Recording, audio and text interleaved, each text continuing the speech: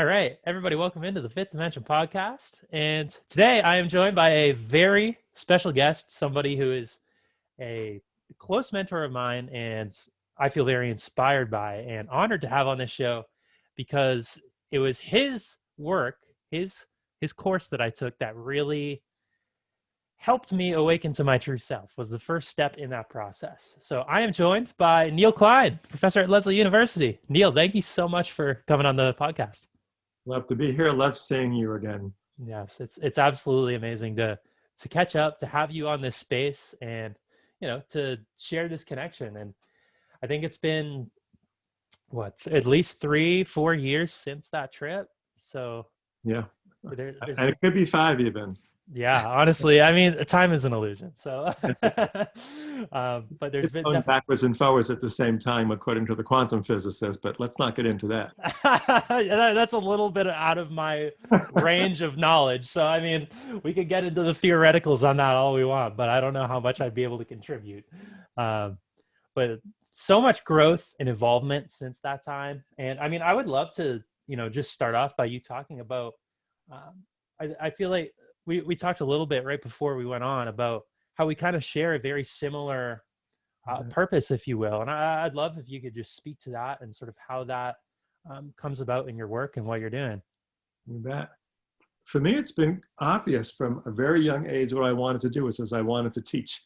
And that began in grammar school when all of my friends who I play sports with, just for whatever good or bad reasons, had less left hemisphere cognitive intelligence that they liked to teach in grammar school.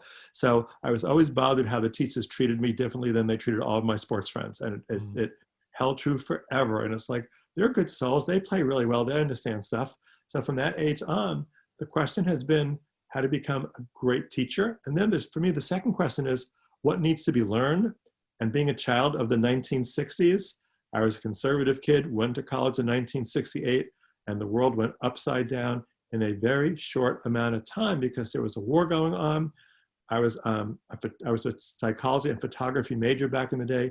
I remember being in DC taking pictures with all these hundreds of thousands of people and wondering why there would be police and armed guard coming in, literally taking clubs and hitting people on the back and hitting people on the head.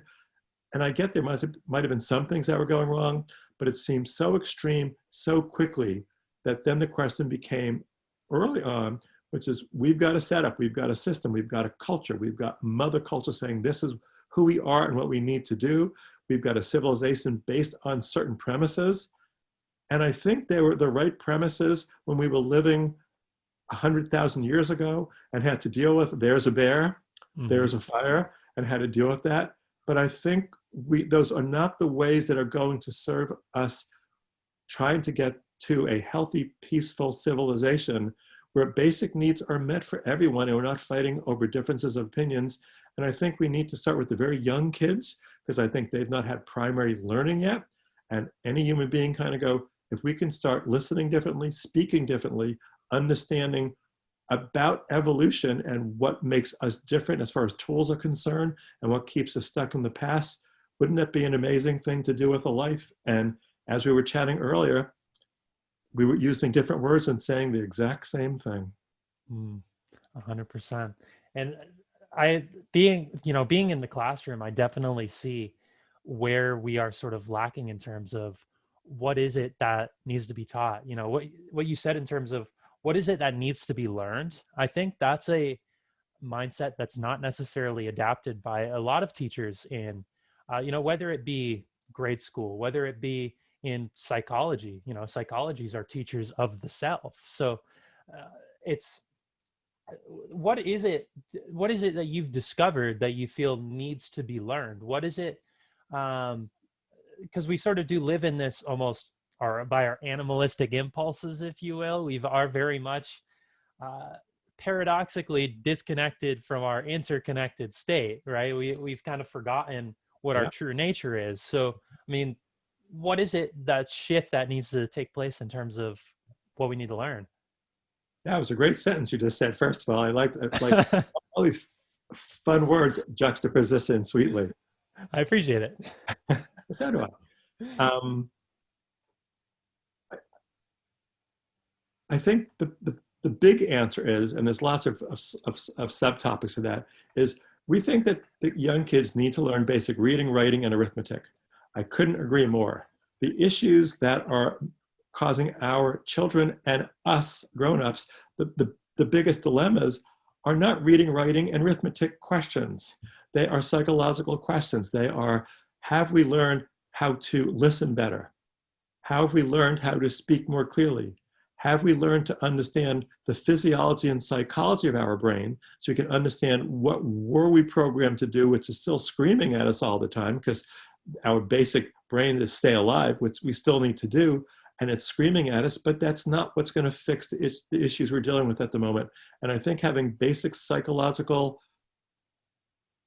studies from the very young on could change stuff really quickly.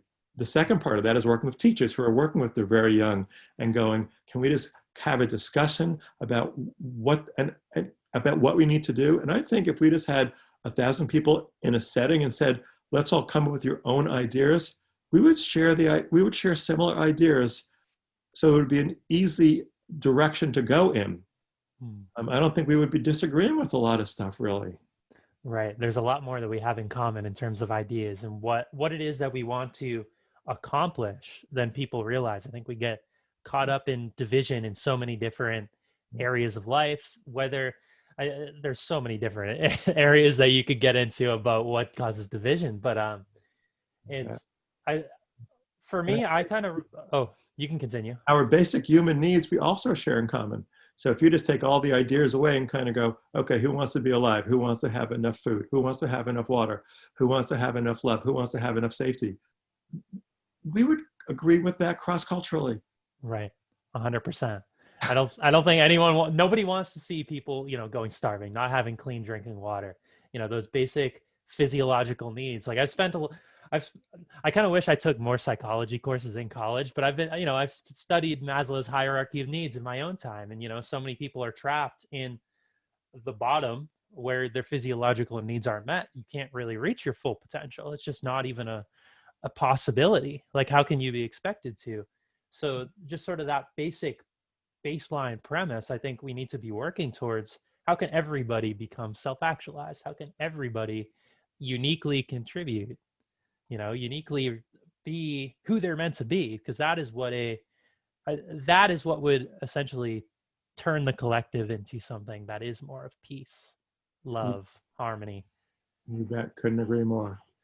And so, like, in terms of, I've discovered in myself, like when I wanted to be a teacher, I don't think I necessarily had those tools that you talk about in terms of how do I listen clearly? How do I truly get the most out of my help my students reach their full potential? Because I don't think I necessarily had reached my full potential myself. I mean, you could speak to your own personal experience on this as well. Like, how do you find like ways, what are the best ways that, because the teachers need to go through this inner process as well. I mean, how do we find the ways for each individual to begin embarking on that and being able to teach that? Great question. I don't think you can force anybody into that. I think what you really need to do is run across enough humans in your life that you kind of go, the vibe they're living in, I like that. I wonder what they've done. The way that they're talking about stuff and listening to me, I wonder how they've learned to do that. The fact that they believe in me, even though they hardly know me, that feels really great. How did they get that vibe? How did they do that? And I think it's got to be a matter of having more and more youngsters and more teachers or human beings, wherever we come from, focus on that, because I don't think it's anything more than that. And I think if you go back to many of the great saints and spiritual leaders of our time, and you look at their lives, they began as normal human beings who somehow shifted into a place where they were able to do that. And then people just wanted to be around them and understand how they did it. And again, Buddha clearly said, just become awake. And we can spend a lot of time on that, but I think the simple thing there is all of our senses are externally, and we do a great job of looking outside for answers. And I think all the great masters clearly say, you've got to look inside of yourself. Home's inside. The Wizard of Oz, we're back to that again. okay? And somehow we hardly teach anyone how to look inside of yourself for answers. It seems to be the lost art and the lost space. It's called the Perennial Philosophy, and you can go back for thousands of years, for hundreds of years since it's been called the Perennial Philosophy, but for thousands of years since it's been around, where humans try to go, here's where we're heading, here's our next step, here's where we are evolving to. We can get there more quickly if we all just know that and move in that direction, or we can stay stuck for millions of years if we want to. Right. Yeah. When we're not engaging in the process of evolution, like in ourselves, it's impossible to, and if the majority of people aren't doing this, the collective is going to just naturally stagnate. Absolutely. Exactly. And so it's one of those things that, I really do my best to help others awaken to their true selves, help others just look inwards. But it can be a difficult process because, like you said, you can walk what's that saying? You can walk there's some sort of animal to the water, or the horse to water, but you can't force it to drink the water. So it has to be that individual choice, if you will. And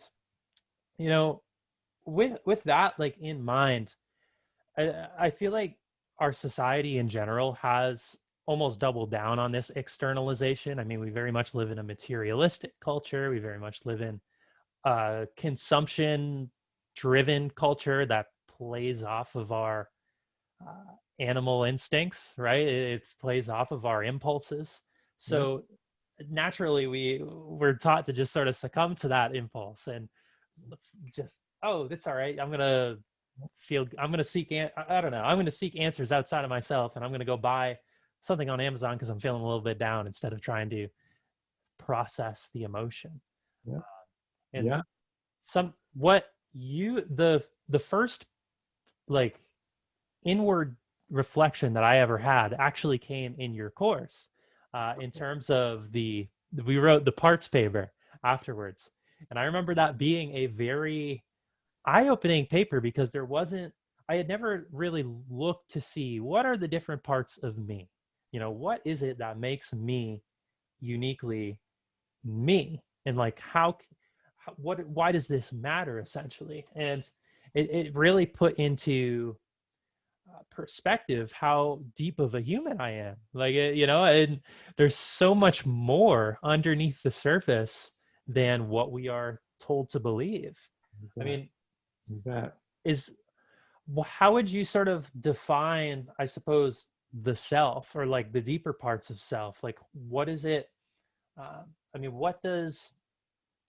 would you define self? I'll ask it in that way. You want a 5-minute answer or a 10-minute answer? The answer that feels called to your heart. Okay, fair enough. I think the concept is people tend to look at their identity as being an identity one piece. It would be as if you have a house with one big room and you can never get out of that house out of that room, because no matter what you're doing, there you are. And I think if you go back and look at psychologists everywhere, they keep talking about the fact that we've got multiple narratives inside, and we need to somehow begin to look at and understand who's speaking. Okay, so I'm going to go for a little bit on this and then bring it right back in. Again, as I said when we were talking a while ago, I didn't like technology a whole bunch because I figured I'd be able to retire before having to deal with that. And I'm enjoying it so much. And these days, as of a month ago, I started a new YouTube channel, which is called Trance-Ending Times. We have to end the trance we're all living in, because being part of a civilization and a culture which has us all moving in one direction again and again and again. So Trance-Ending Times is about reimagining life beyond A to Z. We've been living in A to Z forever and ever and ever. It's time for all of us to go, let's look at this again. And the first video, which is out there, the second one's coming out next week. You'll know the second one because it comes from intro counseling, talking about small talk, control talk, search talk, and straight talk. But the first one was looking at the evolution of our brains. And I'll say this as simply as I possibly can, but I have a book about that, and the video is amazing about that as well. Because evolutionarily speaking, we have a spinal cord and a brainstem. This is a little bold. The brainstem is what reptiles have. It's all that reptiles have. What can reptiles do? Lots of stuff. But the biggest message of our brainstem and their brainstem is stay alive. Stay alive. And it is the loudest narrative we have.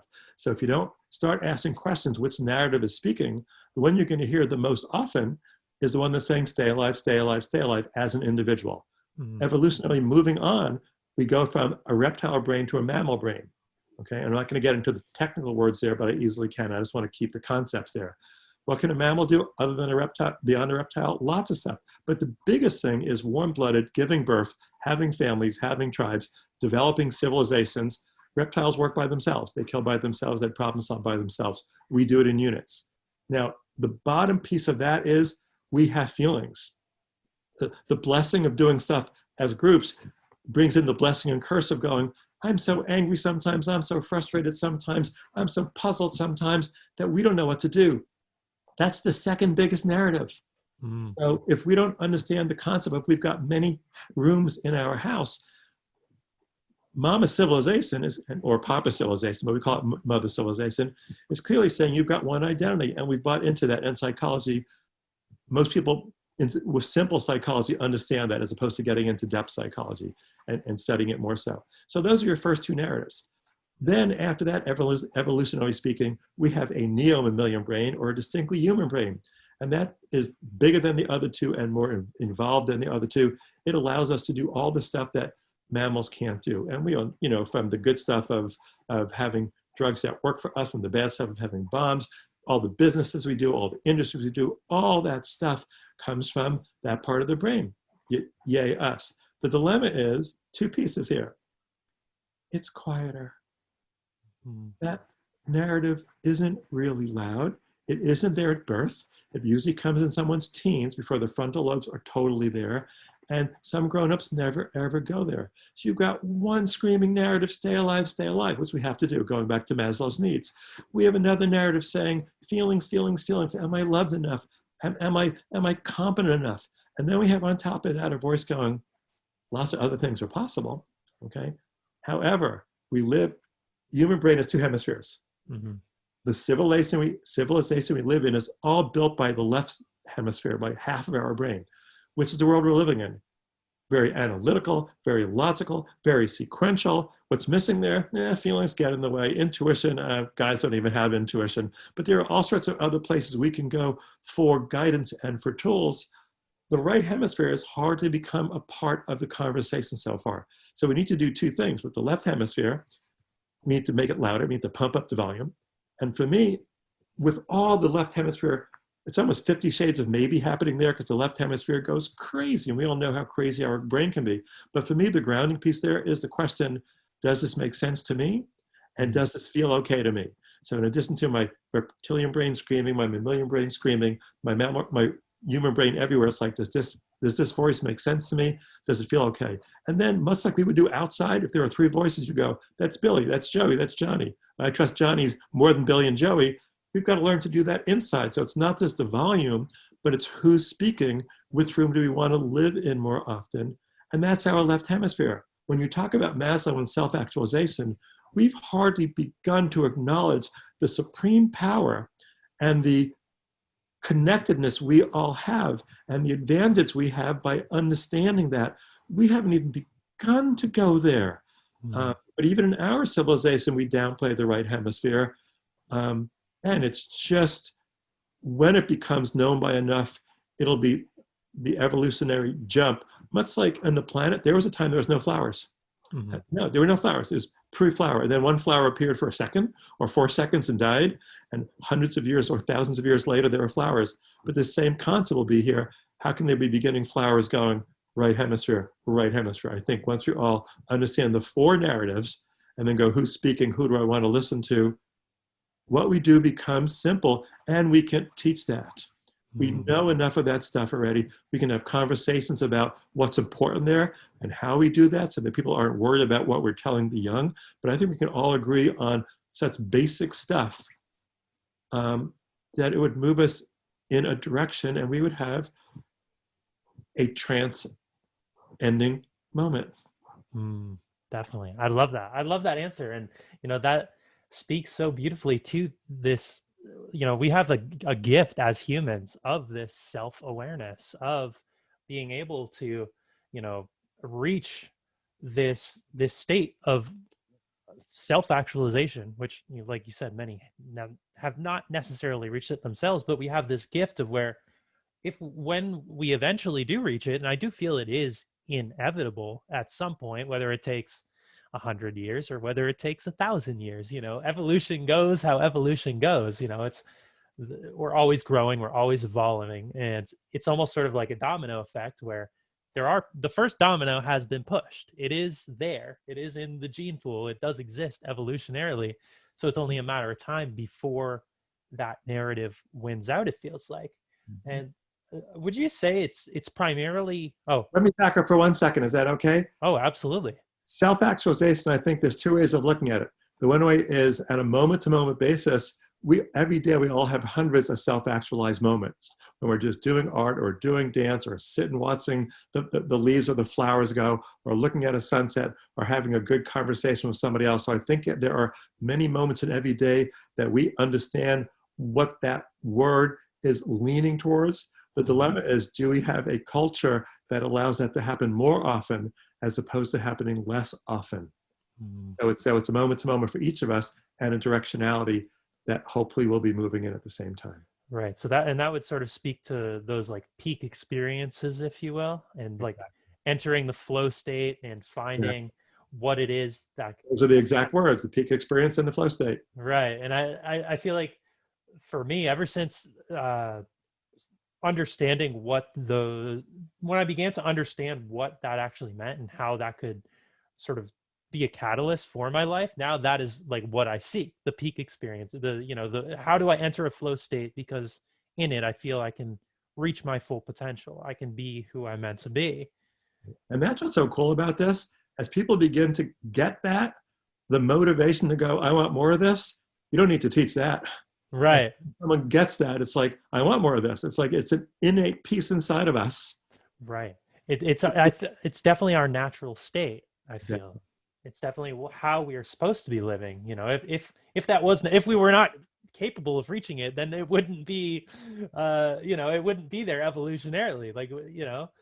Whatever design there is or was, that's half of our human brain. Right.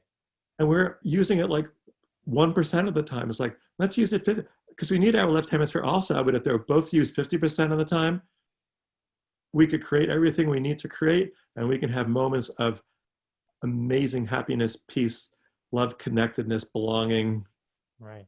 laughter. That's part of our genetics. We can do that. Right. And I feel that is how we are supposed to be living. That is what the collective should be experiencing. Exactly. And I mean, would you say it's primarily fear that holds many in the from reaching that? Is it the fear of change, the fear of growth? Is it a combination of that with culture? What would you say like the factors are in terms of that? I think fear is important, but I think the basic part there is, one of my favorite Sufi stories in Sufism is the mystical branch of Islam, is this: fish were the last creatures on earth to discover water. Let me say that again. Story: fish were the last creatures on earth to discover water. The end. And what that means is, if everything around you and that's ever been around you and all the history of everybody you know says this is what it is it fear to go out, or not even, you don't even think there's anything, but why would you bother trying to go beyond where there's water? Mm. And then you put humans on top of that with our basic scientific and religious paradigms and social paradigms. If someone goes beyond that, much like Plato's cave analogy, they don't come back to healthy times, because people are going, what are you doing? Don't change the storyline. Don't change the cultural narrative.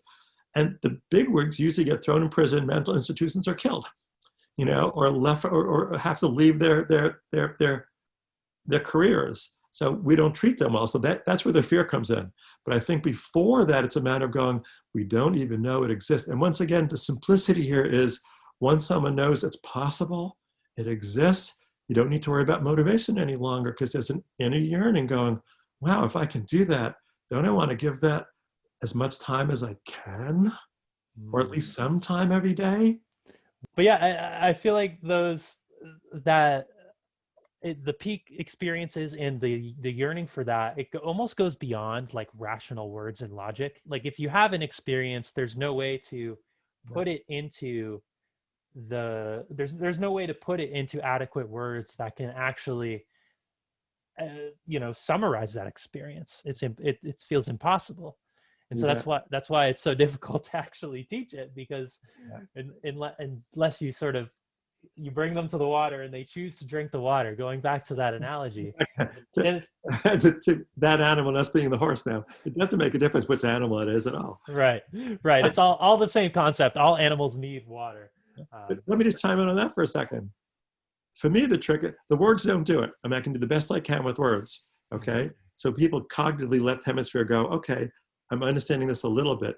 But until there's a lived experience and they kind of go, wow, I've had this moment. But I even want to go back to that for a second. We have all had lived moments.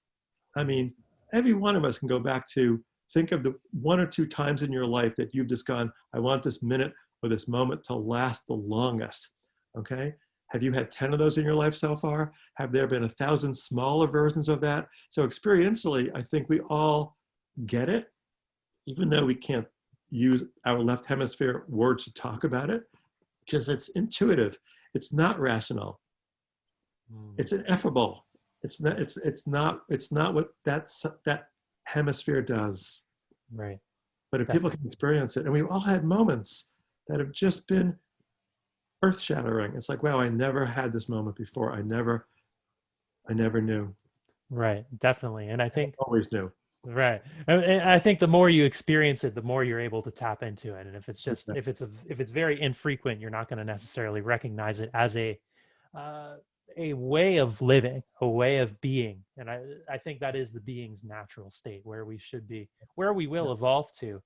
And Yeah. for me, I found the integration of that is at first it was almost a very like difficult process. Like you sort of have to unlearn almost everything that you've been taught, whether it be about the self, whether specific attachments that you have in regards to your expectations you place on others. That's a lesson that still pops up for me even now. And it's sort Yeah. of where your place is in the world. You have to really unlearn what it is that we're taught, because I feel with this almost material teaching, in a way, this externalization process really almost it really disbands the self in a way. We don't even begin to recognize the self, because it's not, what is the self? You ask somebody who has no experience in this whatsoever, it's going to be, I don't know. If you were to ask me and I didn't have anything, I would just say, oh, I'm Evan McDermott, I guess, and I wouldn't even feel sure about that. So it's this integration feels like almost a lifelong journey. And I think that can be discouraging for a lot of people at first, and what can cause that stagnation, what can cause that fear of growth, because you have to be willing to let go of pretty much everything. You have to be willing to let go of the constructs of identity, which is really scary to say the least, especially at first. And again, as you get to the further and deepest reaches, that's where someone's heading. But I think it's not an on and off switch, it's a rheostat, which means someone can go, here's myself, can I just expand it 1% or baby step?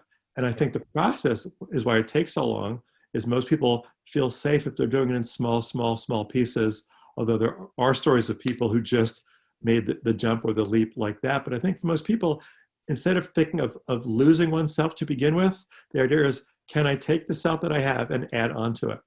So I'm not going to be giving up any part of myself until I've added stuff on, and I'm willing to let stuff go, which deals with the fear, if that's the way that it's approached, and if that's the way that it's taught as well. Does that make sense to you? Oh, Because people definitely. go, oh my God, I'm giving up myself. It's like, no. We're going to add stuff, and then you'll let stuff go when you're ready.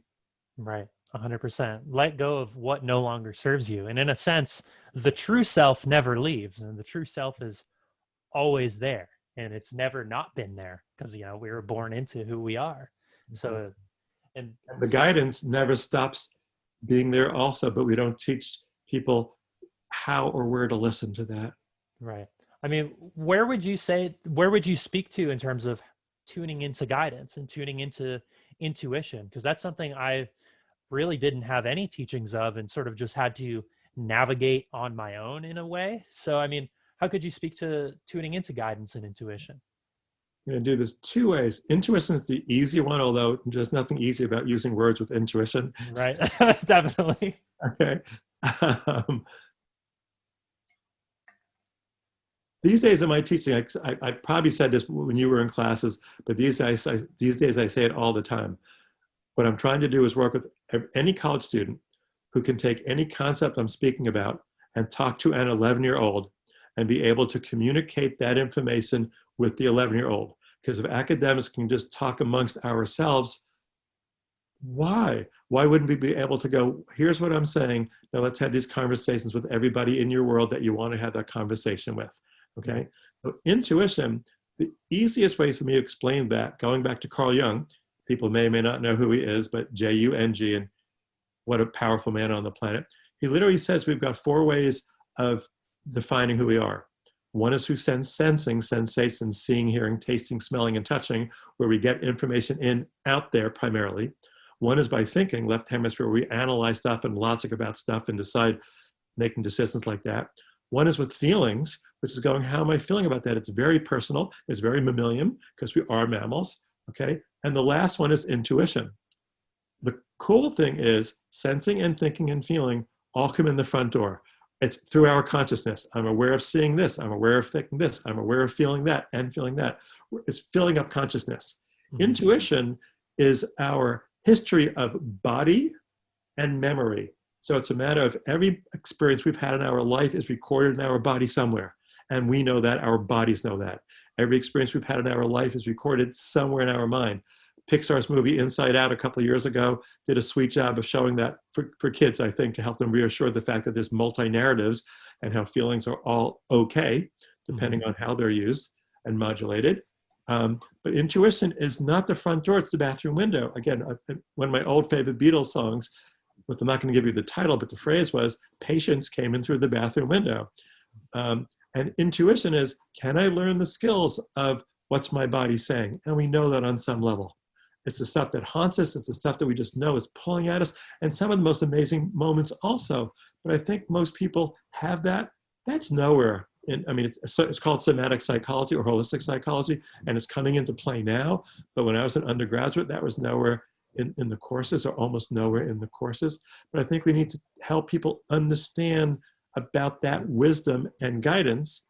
And intuition is one of the ways intuitive is one of the ways we would describe the right hemisphere, which I'm holding back on because that gets so complex. But I will say a piece about that.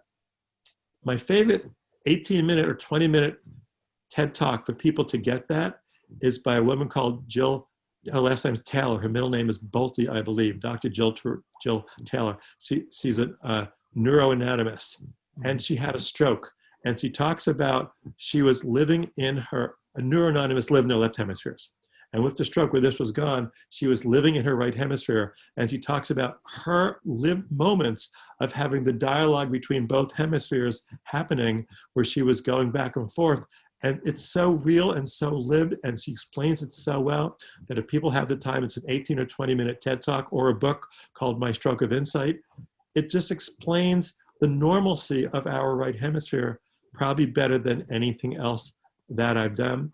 And again, going back to just saying one more thing about Trance-Ending Times, the 4th one will be focusing on us being both individual human beings and transpersonal human beings. And transpersonal means we are part of a collective, we are part of a species, and we need to balance what we do for ourselves as individuals, and we need to balance what we're doing for the species. And I talk about her work in the 4th one. That'll be coming out in December. But again, some of the concepts we're speaking about is where I live and where you live. And the more people that hear and read that in different ways, isn't that great? Oh, it's wonderful. It's truly wonderful. And, with transpersonal, I've been, diving into a little bit of transpersonal psychology, and it really, I find it so fascinating because it really speaks to my own experience of discovering intuition and discovering sort of purpose. Because I feel that when when you sort of awaken to just these ideas and you start to really open up to them, you sort of realize you have a higher purpose, and that purpose is to contribute to the species. It's to contribute to evolution. How can I be of service? How can I be the best version of me so that I can help others be the best version of them? And I, You bet. You and I bet. Makes me smile inside to hear you talk. definitely come a long way since Costa Rica. I had no idea on that. Nope, you've come a long way. You've come a long way in a short amount of time. Because it is a process. I mean, every step is who's going to support me? Right. Who's going to believe me?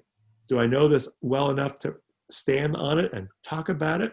Do I know enough about it to try and experientially have people um, move, feel small amounts of that so that they don't get overwhelmed and disappear? Mm-hmm. Right. And Yeah.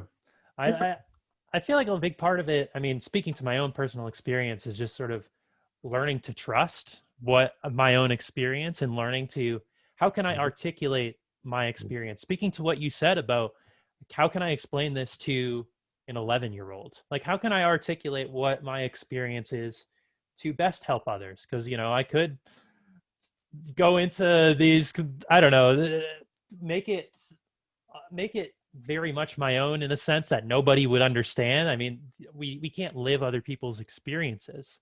So how can we bring it out in a way that will be of benefit to others? And I mean, that's what I try and just do with the podcast. That's what I try and do in teaching. And it can be a challenge at times, and I hope it's of use. And I've gotten feedback that it has been. So it feels good to fulfill that purpose and be uh, play a role in the game of evolution, because it is truly just a big game. And again, I can only imagine that we both get enough students who've never had these ideas reaffirmed, kind of going, "Thank you, Right. thank you. I've been looking for this since I've been, and no matter what age I am, there's something about what is happening here that just makes sense and feels good at the same time, according to my own inner sense. Great, give me more." Right. Exactly. And then they go on the hero's quest for more. I love comparing life to Joseph Campbell's The Hero's Journey. And, I think it's the perfect analogy for really this process, this lifelong journey. You have to you take on a quest. You leave the comforts of home, the comforts of what you know, into the great unknown. And there's plenty of trials, plenty of chaos, and but you find almost an elixir. You find your true self. You find, and it was never not there, but you're able to discover that and manifest that. Yeah. And it's truly a beautiful analogy. I use that like all the time. I think I did a whole episode on that when I first discovered it, because I was like, it feels good and it makes sense. I need to talk about this. I'm for the first time ever going to be teaching transpersonal psychology by myself in the spring Oh online. yeah. So I've been all for the past 6 months been going, okay, what am I going to read? What am I going to do? Teaching a course for the first time, as you know, is a lot of work and a little bit scary, because you never know what's going to fit together, where the gaps are too big, where there's too tightly threaded together. What's the informational part versus the transformational part? And the informational part is words, words, words. The transformational part are experiences in some way, shape, or form. So how to do that? But a whole class on transpersonal psychology. I am thrilled. That is amazing. That's amazing. And I love that that's picking up steam. I love that it feels like it's almost the direction that needs to be taken in the field of psychology, and not just in the field of psychology, but like you said, in the field of education, in the field of communications, in the just how can we go beyond the individual self? How can we bring in that experience factor, like you said? I mean, do you have do you want to speak to what you're planning on in terms of how you're going to teach it, or what sort of goals you have in mind in terms of, or just what comes to mind? If I knew that, I'd gladly talk about it. What I do know is I've got some of my books and articles in a big pile of books and articles to decide which of these I will order in January. Mhm. It's been so much fun reading all sorts of stuff. I mean, spending 3 months reading about transpersonal psychology is an unusual place to live. I would enjoy it. It was totally fun, quite honestly. But as far as what I'm going to do, I have absolutely no idea at the moment. How I'm going to sequence it, what I'm going to lead with. Um, but it doesn't start until the end of January, so Plenty of time. Plenty of time. there's plenty of time. But Well, how exciting! How totally exciting! yeah, I agree, and that I think that is such an important topic. And just by taking your intro to counseling, it sort of opened the door to dive into what feels good, what feels right, and exploring those concepts have definitely been Yeah. eye-opening for me. So I'm excited Lesley students will get that experience. And as you know, in every class, it's got a different way of looking at stuff, but the themes are the themes. Right. Right. Um, one course is cross-cultural psychology. Well, that's easy to bring those themes in. Intro counseling, that's easy. Holistic psych, that's easy. Transpersonal psych, that's easy. I mean, they're all amazingly fun vehicles. Right. Right. And I think the exploration of the self, that's all of what it Yeah. all boils down to is I find this work, I still continue to do the work. I have practices that I do every single day to try and, dive deeper. I find it fun at this point. Like I find it rewarding to really engage with this part of myself. And I find that when I don't do it for some, like if I were to, why I'm so consistent in it now is when early on, if I was sort of off and on, I'd have those moments where I'm living in that, that lower, I don't want to call it lower. I'm trying to remember the exact word you used to describe it, but the part, almost the animalistic impulses, the fear, Yeah. how am I going to survive? So Yeah. The reptilian part of the brain or the mammal part of the brain, which makes it clearly physiological, and there's not a value there whatsoever. right. Right, exactly. And so when you do it consistently, you can consistently live in this next step of evolution, like we talked about, and be the next phase of evolution. And that's exciting. Although, once again, if someone has a strong feeling, that's always going to be there. It's not that that's Right. not going to go away.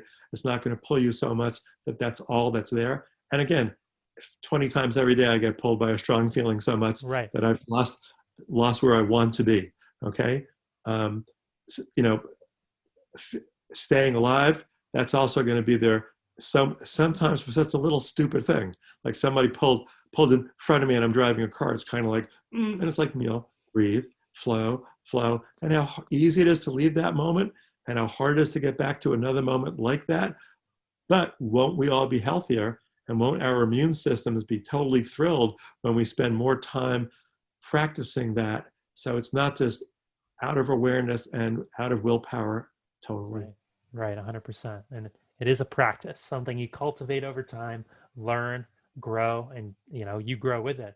And you can start. I had one student last semester that said, "How many minutes in a day?" I said, "I don't know." She said, 1,440. So she was right. I did the math. So if there's 1,440 minutes in a day, can't you afford 10 of them for this? Let's just start with 10. Yeah. And the answer for everyone is, of course, there's 10 minutes. Right. Out of 1,440. Oh yeah, easily. I mean, that's how I started, Let's do 10 minutes of meditation. Let's do 10 minutes of yoga. Let's I have the time. How am I using the time? And ultimately that is, I think, a process. There's a level of, I guess, management involved in a way, but at the same time, it could just be a spontaneous 10 minutes. It's like, oh, I have 10 minutes right now. Let me practice this. Let me try it out. Let me explore a little bit. Yeah. And Or let's go for a walk, or let's just sit and close my eyes for a moment, or let's just hear the leaves blow, or let's just text someone that I haven't spoken to in 3 months. I mean, it could be just simple little intuitive peak moments that just flow in there. The right, range is large. right, right. And Not all agree on what works for us. We all right, have different ways of how we get there. Great. right. And that ties into our we all have unique expression. We all have unique personalities, unique upbringings. What feels right and what looks Makes sense. right, it's going to be different for everybody. And that's the beauty of the human experience, though, because then we can all learn from one another. We can all Yeah. share experience. We can all grow together, and We can all borrow stuff. right, right. We can all Can I try contribute. it? Hmm? We can borrow techniques that people use for that, or hobbies they use. I mean, Right, exactly, exactly. And I think that's what makes it such a beautiful journey. I almost everything I've learned has come from another person. So, and that's always going to be the case. So it's just you can really build beautiful community in that. And and these days, because of the pandemic, the stress level of everyone I know is up. mm, Okay? I mean, there may be people whose stress level is not up, but I've not run across any of them in the past 8 months, myself included. Okay, it's just where we're living, which makes it easier to pull inside and become a little turtle, which makes it easier to go, oh, I don't care, hopeless, there's nothing I can do. But I think it's even easier than that, kind of going, can I just do 5 things every day that makes me happy? mm, Can I somehow just nourish who I am without making it psychological in a deep way, but just simply, what are 5 things I can do that's not going to hurt anybody else, that's going to nourish me inside? And then every week, can I do a pay it forward, which is, can I just do one thing for somebody else, whether they know it or not, which is a gift for them? And the fact that who did it is unimportant, but just can we play that game as well? right, And with definitely. 1,440 minutes in a day, we can. Right. Absolutely. Absolutely. And that is what's so fulfilling. And in terms of doing things for the self, something that I actually wanted to mention or talk to you about too was the idea of play. Because I remember you bringing up play all the time, whether it be in the class I took with you, or we could talk about swing dance in a sense. That's very playful. That's very joyful, and I think it brings out uh, you're almost nourishing the inner child through play, and I think that's something we've really lost touch with. That's something that's really not like when you get an adult, you're supposed to grow like a hardened shell, and you can't be playful, you can't be goofy, silly. And I mean, could you speak to play and like the Yeah, importance of that? gladly. I think being serious is really important, but I Mhm. think the way that you don't get concretized serious is through play. Is you've got to have enough moments every day where there's laughter, where there's light. And I think lightness may be the best word there, where there's lightness going on. And it's just, instead of feeling heavy, I'm feeling light. And these days it's easy to feel heavy. What's the balance point? What can I do to lighten stuff up? Lighten stuff up. You can be goofy. You can find stuff that makes you laugh. You can, whatever it is to lighten stuff up. I think most people think seriousness is in lieu of playfulness. And I think seriousness and playfulness are the yin and yang of what you need to do together. And it's not just me saying that. There are lots of people historically that talk about how you need to have playful, intuitive moments to balance the seriousness that we live in also. Absolutely. And I 100% agree. And I think looking back, why I appreciate swing dance as much as I did, I think there was a point where I got really busy, didn't end up going as much, but there was, looking back, I think why I found it so rewarding was because it was playful, but it was also it was very vulnerable to be playful. It takes a deep level of vulnerability to be willing to be playful. And I think that was a way to break out of that serious shell that, because you're right. I think it is the yin and yang. It's all about that balance, the integration of the two. And you have to find a way to face the vulnerability and be willing to be in the vulnerable state of play, especially in the form, swing dance, where it's a partner dance. You're looking the other person in the eyes, and you got to be playful and have a good time. So it's because if you're all serious and nervous, the other person's going to pick up on that too. But so I think that vulnerability will exist in whether it's something like that or in an individual sense. I don't know if I you wanted to love, speak on that, but I love the fact you brought in the vulnerability, both with swing dance and with being playful, because it's it you it helps if you let yourself, either it helps or you've got to be vulnerable to try something new like that. mhm, Much like you're vulnerable if you get a ticket to Portugal or Costa Rica, much like you're vulnerable if all of a sudden you like somebody across the street and you go, let's go and speak to that person. That degree of vulnerability is also, the balance of that is being courageous. Mm, And it's like, how do you not do both? I mean, if you're not vulnerable, it's hard to be courageous. right. And there's so many ways that vulnerability needs to be valued. So many ways, like in relationship. Um, a couple of the students here recently in the past year, I've been saying to them, please write an article for the Boston Globe. And I want it to be from a bunch of women basically saying therapy is sexy. Because I think most guys don't get that yet. And Right. I think most women do get that therapy is sexy.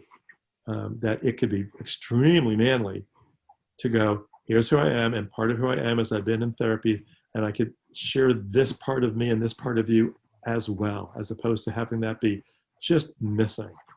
Right. 100%. And uh, I'm glad you actually brought that up, because balancing within myself, I've had to sort of balance this divine feminine side and masculine side. And that masculine side is very much, it shuns any kind of vulnerability and emotion. And I think a lot of us do get pent up in that. We take that on, we take it to heart, in a sense, the role we're supposed to in quotes play in terms of gender. And I think for men, something that I've really realized and tried to bring out even on this show is, you know, we, like, men don't need to be this shell, this there's a feminine side. It's like you mentioned, the yin and yang in each person, whether male or female, and that balancing act and that integration, that willingness to be vulnerable and feel. Like, if you can't if you choose not to feel something, you're not going to heal it. Feeling is healing. So it's just all about courage, inner strength, inner guide, trusting the guidance, kind of going back to what we talked about with intuition. And it's truly a journey. I mean, it's a remarkable journey. Women tend to live there more than guys do growing up. Right. Right. Which is feelings are okay, as opposed to just go back and hit the guy again. I Right. mean, and I get how they're both necessary. I mean, given our reptile part of the brain, again, to bring it back there, that's part of what we needed to be alive as a human species, and having strong feelings. That's what we need to be part of a human species. And let's include all 4 rooms in the house, or all 6 rooms in the house. One room gets boring for you and for people in your relationship.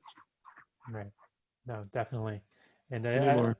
I think I feel like that's just such an important, like, that is what, tying it all the way back to what we talked about at the beginning. That is what needs to be taught in education, what needs to be taught in schooling from a very young age. I work with high schoolers right now, and by the time you're in high school, there is a pretty strong identity that is already forged. Certainly you can mold to a degree, but if you were to start in elementary school, that's where the real shaping of identity begins. And you hit 11 or 12, 13 years old, you're really so I'm working with high schoolers, and it can be tough to break through in that sense. But I would love to see these concepts taught at a much younger age, and just being able to integrate, what does it mean to be human? What is our experience? And I think what does it mean to be human is a grand question to ask in itself, and something that everybody should explore. And I don't And know. maybe after we're done with the podcast, we'll in the future talk about what do we do to make this even more reachable, more feasible, more part of where we're of the venues that are bringing us where we're going. Right. 100%. And I mean, so Neal, we're at about an hour. I mean, it already flew by pretty quickly. I mean, do It's you have been any, it has been fun. I mean, I've loved fun. being able to chat and catch up and, explore these concepts, because you were the first, like, person to actually even bring them into my awareness. And now I feel like we're coming full circle in a little bit, that we can, sit on a podcast and talk about them. Wow. And just to say, that experience was a 2-week course. So Yeah. it's amazing how complete those 2 weeks were, but also how short those 2 weeks were. I mean, it was 2 Yeah. weeks. Yeah. It was Where people are going, how long is it going to take to get a hit, to get a hello? 2 weeks. yeah. Yeah. It was unbelievable transformation. And it was transformative in those 2 weeks, but then a lot of the work, I think, began after that You course bet. You started. bet. It was, You okay, where do I go now? That makes so much sense. In any class or teaching, you just get a hello, and whether you kind of go, yeah, that was fun, let's go on and get another hello, or whether you're going, this hits me deeply enough that I want it to be part of my practice. Yeah. And if it becomes part of your practice, you move in a direction. If not, you had a fun moment, hopefully. Right. Exactly. And it definitely became part of the practice. Took a while to discover what the practice exactly was, and I'm still learning about it, but definitely was the first step of the practice, which I'm all incredibly grateful for. Always, very much anytime I've been doing this gratitude meditation lately, and it asks, think of a moment that you're grateful for. And it has me come up with a few times. Every time I think of Costa Rica, and, in particular, like the last night there, I was under the parabola with a few people, and we were just all soaking in the experience. And always stepping into that moment is always just feels so empowering. And just because it was, looking back, I can see the power that was there in that moment. I don't think I could put it into words at the time, but the work being done in your courses there. And I never got to take one of your actual courses at Lesley, but I'm sure it speaks to the same type of They're experiences. similar, except for the Pacific Ocean. There is something magical about the Pacific Ocean, I will say that. It does talk about how you almost need that one powerful moment to ground the whole adventure. It's like, Yeah. okay, I can't let that go. It was real. How do I make this happen for me more often, and for people that I know and love, and for people I've never met before? I know it's there now. Right. Exactly. And that was Just for the definitely you just to discover water. You jumped out of the water. right. And here I am on land. Whoa. What a trip. Um, Awesome. So, Neal, is there anywhere or anything you wanted to leave the listeners with in particular that comes to mind, comes to heart, or just What I'm going to do is send you the information about the new YouTube that I'm doing, because I think that is going in the same direction. And as you close this out, please include that in some way, shape, or form, because if people want to get a sense of who I am, it's a new 15 minutes version of what we said today in some respects, coming out every month from now on, but we're going in the same direction. And it's always fun to have fellow and gal travelers. wonderful. Absolutely. And I'll put that right in the episode description so they can just click a button and it's right there. So happy to include that in there. And in the next month, let's just chat again, just for chatting time. It's been really fun. Thank you. Absolutely. I would definitely love to. Let's plan on it soon. I'm pretty open in terms of my schedule. I just teach and I do my podcast, but other than that, I'm an open book. So name the time and I am there 100%. Be well, Evan. Thank you so much. All right. Be well. You as well. Incredibly grateful for you and the connection that we have. Thank you so Sweet. much. Sweet. Pleasure. All right. Bye for now. I'll see you later.